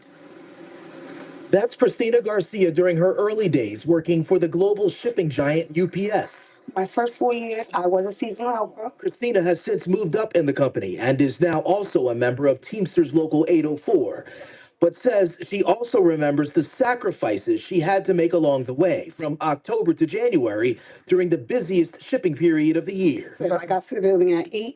We got some seasonal people working here, right in the comments. Look, some people say they're seasonal. Look. 30, and my first stop is not till 11. From October to January during the busiest shipping period of the year. So if I got to the building at 8:30, and my first stop is not till 11, I don't get paid until 11 o'clock. Their paychecks did not reflect the time they spent on the job. New York State Attorney General Letitia James says that constitutes wage theft. Now you see how we always comment on her, always say Sherman's having relations, and we always make jokes about her. Believe it or not, guess what? You got a man over here that can say, I agree with her on this one. This is what I'm trying to tell you guys about. Even a broken clock is right 2 times a day. Is it 2 or 1? Help me with that one too. I think it's 2 or 1 times. Because if it's stuck, yeah, it's twice a day. Let's go. And on Monday announced a lawsuit against UPS following a 6-year investigation that relied heavily on the vigilance of union protected employees. When our drivers saw 2 times, that okay. their seasonal helpers were not getting punched in at time or were doing work off the clock, they reported it to us. James says if successful, the lawsuit could claw back tens of millions of dollars in allegedly unpaid wages to seasonal workers. I think it should go back retroactive for years. Let's say if you were started off as a seasonal worker when you started working there 10 years ago and they made you go through that. You need to get that money back too if you're still working there. How long you were seasonal? Give them all their money back. Because what they're doing is, let's say you're supposed to clock in at 11. You be there working from 8 to 11. You don't clock you in until 11. So they already stole 3 hours from you there. That's what they're saying. I don't know. We got some seasonal people in the comments. We can ask them some questions. If you guys have any questions about this. UPS delayed clock-ins, auto-deducted lunch breaks that workers never took. A UPS spokesperson telling Pix 11 News the company is aware of the lawsuit. Is this true? UPS takes all accusations of wrongdoing seriously and denies the unfounded allegation of intentionally underpaying UPS employees. We offer industry-leading pay and benefits to our more than 26,000 employees in New York, and we remain committed to following all applicable laws. H.E. James says if this lawsuit is successful, it could claw back some $45 million in unpaid wages to seasonal workers. In the South Bronx, Jay Dow, Pix 11 News. Every seasonal worker, and if you got bumped up to being a truck driver, how many years were you a seasonal worker? Oh, we got to give you back those hours for the money that they ain't paid you. I'm talking about everybody. Don't just try to be slick and pay the people now that since y'all right now until no. We need to go back to life. Cause it's back to reality and get them that dough that you owe. It ain't no $45 million. I think it's more like $200 million. How about that other guy that started driving 6 years ago and he was seasonal for 4 years? Get him his money back. Let's keep on moving forward right now to Washington, D.C., where new reports show the D.C. crime data may have been manipulated like we don't know. We was born at night, y'all, but not yesterday. Let's keep on moving forward because I think that they're doing the same thing in New York. That's why they wouldn't like me so much. Let's get the real numbers going on. Stop cooking the books. Developing now, a new report from the House Oversight Committee alleges former D.C. Police Chief Pamela Smith Come on, we got a pressured conversation. officers to manipulate crime data. House Republicans releasing the report this weekend, less than a week after. Now I gotta be biased. I gotta be fully on this one because you had some serious work done on your face. You know, you had some serious work done on them things there too. But we ain't gonna get into that. You know, it kind of worked for you. But we see that jawline, giggity. Smith announced she was stepping down. The National News Desk, Jeff Harris, joins us. And Jeff, this report comes months after lawmakers opened an investigation into Smith following whistleblower allegations. Break down the findings of this report. So in the over 20-page report released by the House Oversight Committee, lawmakers wrote that Smith pressured officers to manipulate crime data, punished them for reporting accurate crime numbers, and fostered a toxic culture. Plus, they allege the crime stats in D.C. are still at risk of being manipulated. Wow, see? Back in August, House Oversight Chairman James Comer sending this letter to D.C. Police Chief Pamela Smith, informing her that the committee, quote, is investigating disturbing allegations that D.C. crime data is inaccurate and intentionally manipulated. Now, why would they do this early? Because they knew that who was possibly going to take over and who was possibly going to take over? Fed and send in the National Guard? Trump. So they had to cook the books the best as they can. Oh, we don't need you guys to come in. We're doing fine. Even when they came in, they still were spewing in the news that our crime rate is already low and getting lower. So we never really needed the National Guard to come in here in the first place. Yeah, right. I wonder why now they finding all this information out. On Sunday, the committee releasing its initial report alleging that Smith deliberately manipulated crime data to create a safer appearance in D.C. You're lulling people into this false sense of security. They might go places they wouldn't ordinarily go. Included in the report, transcribed interviews with the commanders of all 7 D.C. patrol districts and the former commander currently on suspended leave. Now you wonder why she retiring? Yeah, because it was gonna happen anyway. It's like for this. We're gonna let you retire with your pension, because that's what they do, or all this gonna come out and we're gonna have to let you go anyway. How you want to do it? One being asked, quote, over the last few years, has there been any internal pressure to simply bring down crime statistics? Their answer, yes, I mean extreme. There's always been pressure to keep crime down, but the focus on stats has come with this current administration. In reaction to the findings, Comer writing in part, quote, every single person who lives, works, or visits D.C. deserves a safe city, yet it's now clear the American people were deliberately kept in the dark about the true crime rates in our nation's capital. They are going to have to regain the public trust. Again, this is a huge integrity issue. Among the report's key findings, Smith's pressure campaign against staff led to inaccurate crime data. Smith punished or removed officers for reporting accurate crime numbers. She fostered a toxic culture, and President Trump's federal law enforcement surge in D.C. is working. One commander saying, quote, yeah, I would be lying if I said it didn't. It did. It really helped. Now, while Smith has not yet publicly responded to the report, she's previously denied allegations of manipulating crime data, saying the investigation did not play a factor in her decision to step down at the end of the year. Shut up. I don't even want to hear it. Heard that yesterday. You said the same crap. You've been caught, and I think they need to do the same thing in everywhere. How about we doge the police now? Don't worry about the money. Matter of fact, let's doge everything. Let's doge the police. The police, all different all police precincts, all of them. Let's doge those guys when it comes down to stuff. I bet you we find out so much stuff going on in there, because guess what? Just because they're a police officer doesn't mean everybody likes to fly the straight and narrow. What would they find out? How many manipulation things going on? How much money being paid up under the table? Let's doge the police. How about that? Let's keep on moving forward to this teenage neo-Nazi iller. He goes on a horrific illing spree before armed SWAT team arrests him. You guys have not heard nothing about this story, I bet. Do me a favor, double tap that screen to get those likes up. But what I also want to do is caution you, because the content that I'm about to show is very graphic. Be careful. Check this out. Let's go.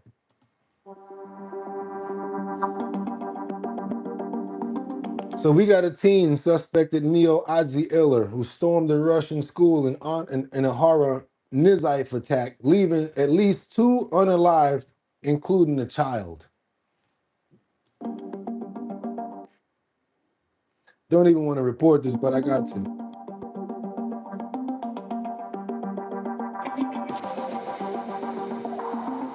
We had armed SWAT officers who stormed the Moscow regional school as the students fled.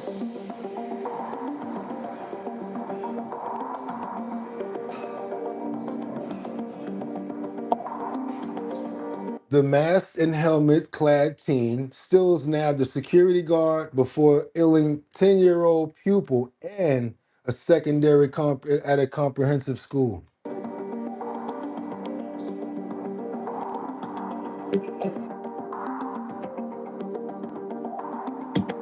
The attacker, known as Timothy K., was arrested wearing a T-shirt emblazoned with the words "No Lives Matter." Whoa.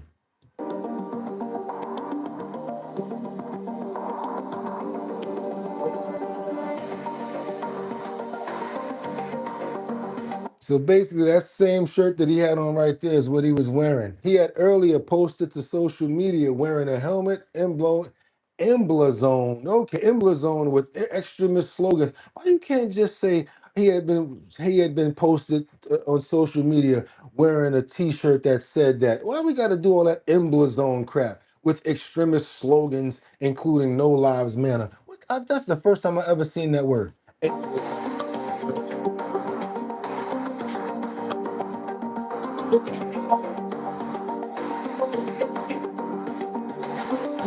Police says that he had written an 11-page manifesto prior to the alleged attack, which he sent to his classmates.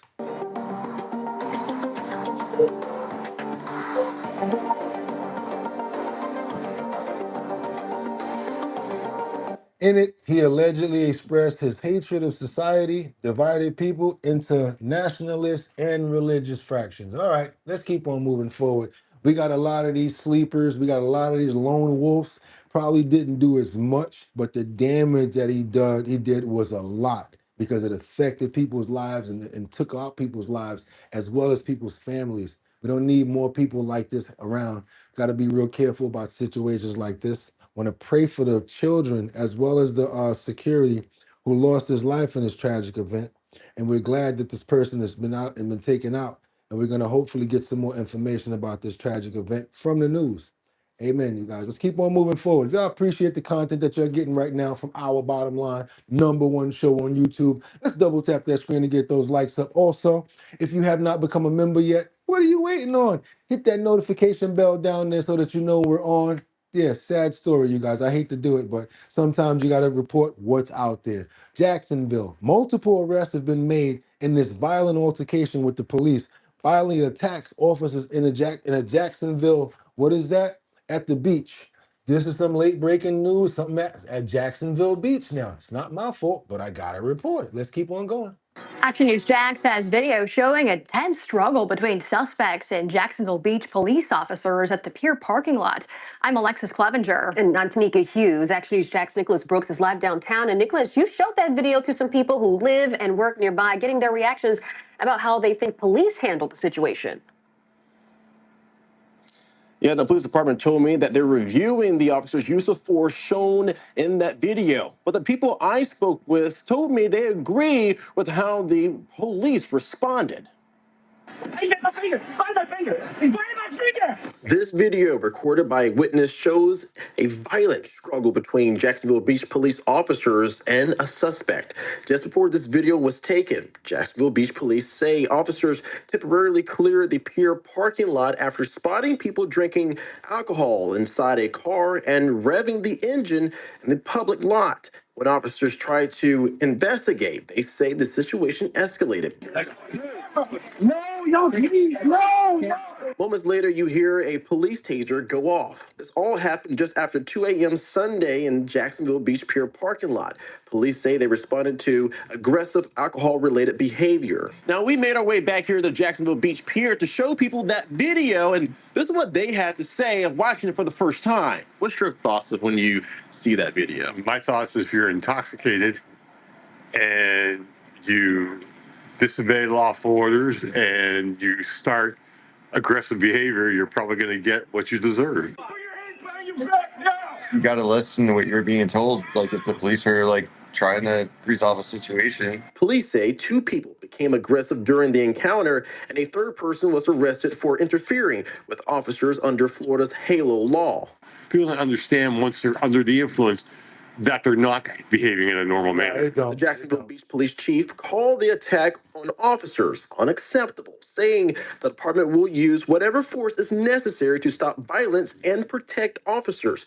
I've seen so many people change under the influence of alcohol. If you guys know what I'm talking about, tell the truth. You probably know that one friend, they're the coolest person in the world. But as soon as Tyrell, or as soon as Michael, or as soon as Willie, yeah, y'all know who I'm talking. As soon as they get some alcohol in them, they do not. I mean, you could try to go to them rational. Yo, please, you don't want to get in no trouble. They be like, fuck all that. I don't give a damn, you son of a motherfucker. And you looking at them like, please, let me just. And you over there, you just holding on, just trying to help them out. But they don't want to listen. How many people have been ever caught up in some crap like that? Y'all know what I'm talking about. Or you've been on the other side of it, where you just saw this irate person just acting all stupid, uncontrollable. But in the daytime, how you doing? Welcome to Starbucks. Oh my God, I'm telling you guys, let's double tap this screen to get those likes up. I got to get on over to some sad information over here. There was more than one incident that happened in Australia during the powwowing on the beach when it came down to the Hanukkah celebration. There wasn't just one incident that happened. There was something that happened prior to that incident. There was a husband and wife who basically tried to subdue the father before he went down took out people on the beach. There was a couple that was pow at first before all of this happened. I'm gonna let this clip explain exactly what happened, but we got extra information from Australia during this situation that happened in Bondi. Check this out. We are back with a Fox News alert, and take a look at this brand new footage highlighting even more acts of bravery in Australia during the horrific terror attack on Sunday as local civilians tried taking down the gunmen, who we're now learning may have been inspired by ISIS. Sky News correspondent Jonathan Lee joins us live from the scene in Sydney with the latest. Jonathan. Well, good morning to you, team. It's another emotive night here in Sydney, Australia. A make-do prayer vigil continues to happen around us. Tens of thousands of flowers have also continued to be laid as well. You certainly prickle with emotion when you see and hear what's happening, but it is the vision which continues to emerge, which put into context the bravery of so many people. Dashcam footage actually reveals 69-year-old Boris Gurman and his wife Sofia Gurman, Russian Jews, local Australians, intervening from the very first moment when Sajid Akram, the older of the two gunmen, gets out of the car. They see a man with a large rifle, a shotgun. It appears that he tackles the gunman. Momentarily, he has the upper hand with the weapon before it looks like another rifle is brought out of the car, and then the 69-year-old is actually gunned down on the street with his wife. People weren't aware of this footage until the dashcam vision actually came to life. We can also tell you further emotive scenes. Raven Morrison was seen throwing bricks at one of the gunmen when he'd been disarmed and was trying to make his way back to that footbridge. Tragically, that gentleman, the 62-year-old, was also gunned down when Naveed Akram, the younger gunman, the 24-year-old, opened fire and caught him. So the heroic efforts of three people there trying to stop the Jewish community from being slain and slaughtered as they were. Eventually, a plainclothes detective managed to make his way behind a tree and brought down the father with an incredible 40-metre shot with his pistol. There have been questions about the courage of the New South Wales Police Force. The New South Wales Premier Chris Minns certainly put that to pay today when he explained that two police officers themselves were shot, one in the face, neither were shot in the back. He made the point from running away. Have a listen to his powerful words. The New South Wales Police acted with bravery and integrity. They didn't take a backward step. They engaged the gunman on the footbridge with handguns. The offenders had long-range rifles, and New South Wales police officers were responsible for killing one of them and shooting the other one, and as a result, saving many, many people's lives. Now, there are two officers in critical care in New South Wales hospitals at the moment. They weren't shot in the back as they were running away. They were shot in the front. Damn right. Yeah, the injury toll stands at 42. The death toll currently at 15, plus the gunman. That is expected, though, to rise. Back to you.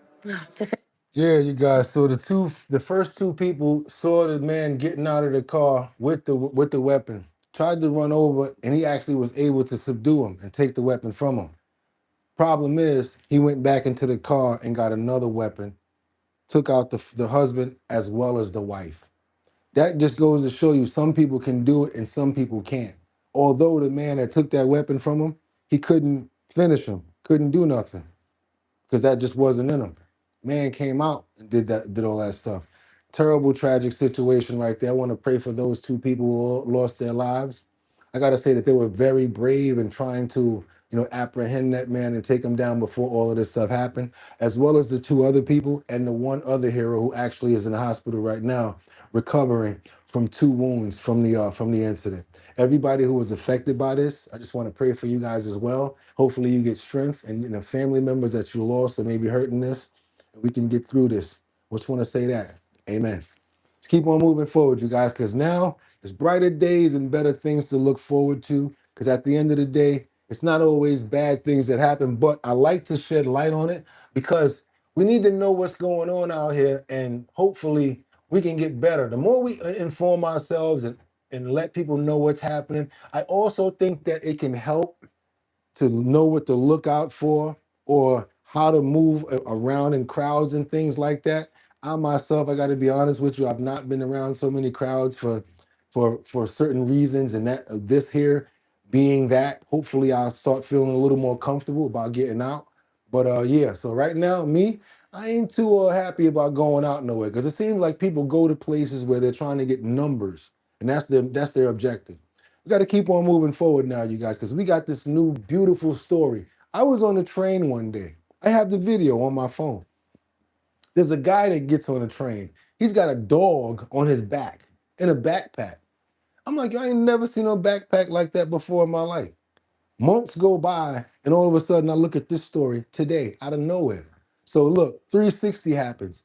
We got this gentleman here who's an influencer. He takes shelter dogs on the subway and he rides with them so they can find homes. Check this out, you guys. Check this out. Want to see what you guys think about this? Backpack, a dog, and a city full of strangers. One social media influencer is turning subway rides into viral adventures, all to help shelter dogs find new homes.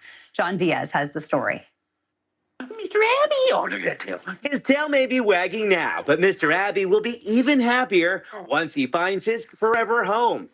And that's where influencer Brian Reesberg comes in, taking Mr. Abby on a small adventure that could lead to a big change.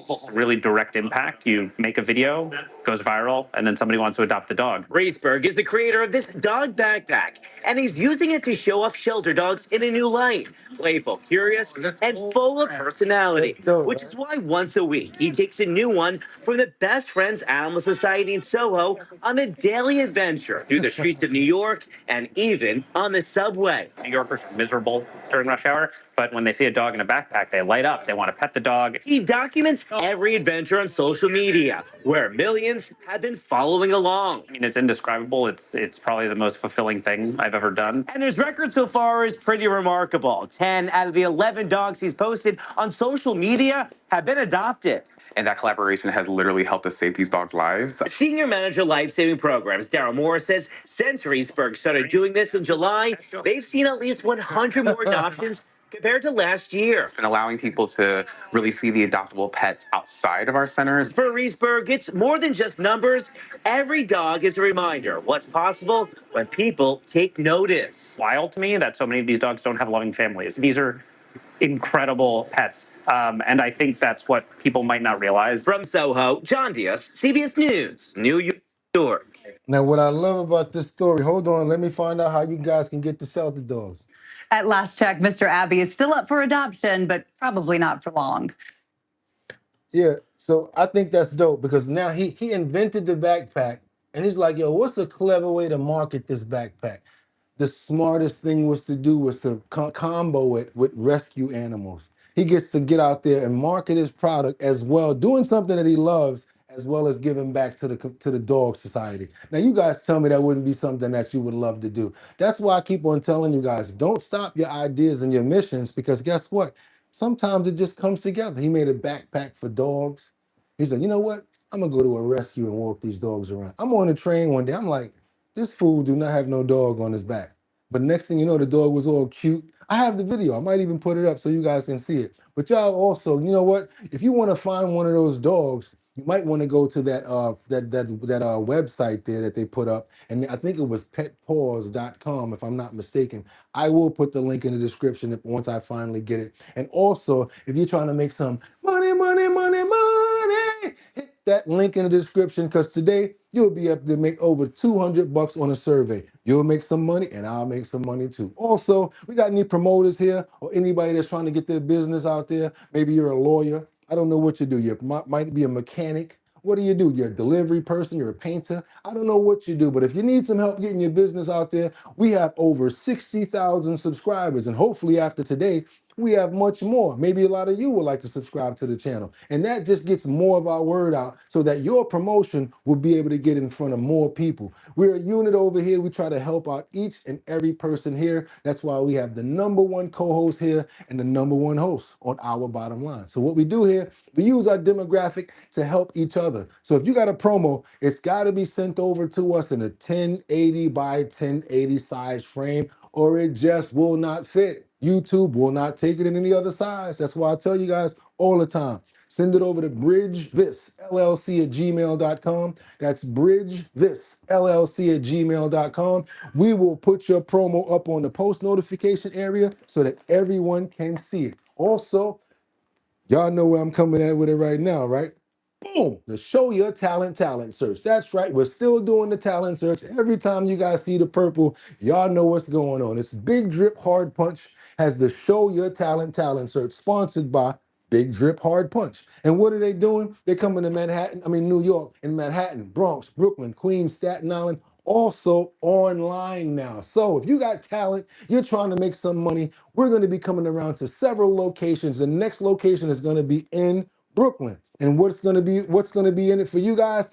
$250 if you win at that location. Or you can actually try to go live while we're at the location, and you can also be a part of the competition that way. So this way we open up the competition to more people than just who are in those 5 boroughs. So when we do the next Show Your talent search with your boy Bugatti NYC, there I go right there, sponsored by Big Drip Hard Punch and my DJ, DJ Don Dada, formerly of Black Ink Crew. That's what you guys got to do. Go over to the website, www.drinkbigdrip.com, if you want to be a part of the Show Your talent search. Because guess what happens? After we find all of our winners, we have one final competition where one winner walks away with $1,000. And that could help out a lot right now in these times. So yes, you want to be a part of the talent show. All you got to do to find out when the next competition is going to be, go to the website, www.drinkbigdrip.com. Put your email inside of the email list, the mailing list. We're going to keep you guys updated on location, promotions, and much more. That's all you got to do. www.drinkbigdrip.com. And before we get out of here, you know we got to say our prayers for Hump Day. So who we praying for? For strength, resolve, calmness, and for health. That's also what we're praying for. And we're gonna hope for that for everybody in the comments. For Tim the Gym, that's right, Jeffrey Spilker. We got Rebecca Lanyen Bueno that we always pray for good health. We got Batty Lynn. I see Frank. Also, who else we got up in the building? Liberty and Justice, Sky, Miss Swanza. Good morning. How you doing? Teddy Marcel. How you doing, bro? Tori. I see Tim Nijen up in here. We got Audrey, Batty Lynn, Miss Swanza, Lude. Every single person that's under our voice, Kendra Walker. Can't forget about Sam Champion, VIP Auction Group, Dot Focus. Every single person that we know that's probably at work right now, but also has so much love for the show. We never forget about you, and we want to pray for you, even though you're not here. That's called consideration. When you care about somebody, even when they're not around. So every single person that's a part of this show, a part of our co-hosts, just want to pray for you guys for great health. Amen. And with that being said, we'll be back tomorrow for Thursday for another episode at 6 o'clock in the morning. And y'all know what I'm about to say right now, right? Y'all could have went anywhere, but the fact of the matter that y'all came here to chill with me, I appreciate you. If you want to keep the chat going, all you got to do is go to Discord. We have a Discord. Our bottom line on Discord. Like I said, y'all could have went anywhere, but the fact of the matter that y'all came here to chill with me, I appreciate you. So until tomorrow, get 'em. Peace.